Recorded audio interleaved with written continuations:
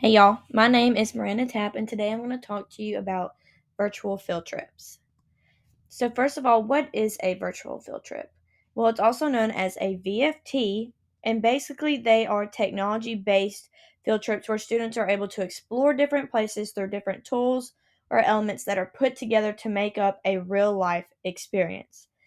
And so some of these tools or elements that are found in a VFT are like images, videos, interactive components, guided interaction, 360-degree lenses, and even back buttons because those are helpful as well with interaction. And there's much more.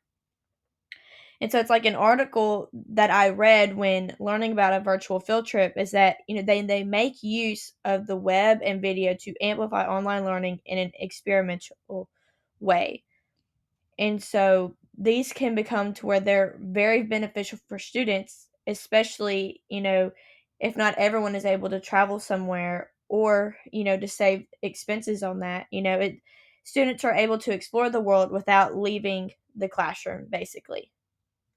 And so, first, you have to look at creating a VFT. And these are the steps to creating one, whether it's creating your own or searching one. But first, the most important thing is conducting research.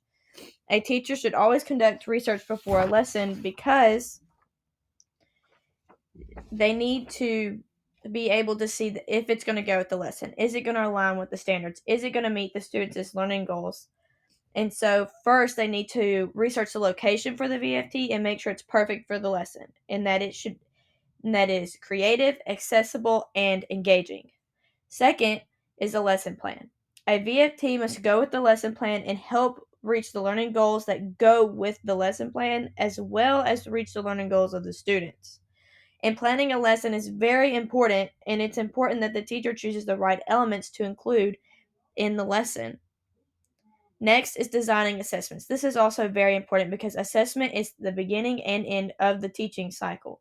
And it's important for every lesson because it helps gauge how much the students have understood the lesson and it helps the teacher prepare for the next lesson to be able to tell did the students understand this enough? Do I need to change things up? Do I need to scaffold things? These are things that teachers have to look at when teaching a lesson through having assessment in order to teach the next lesson.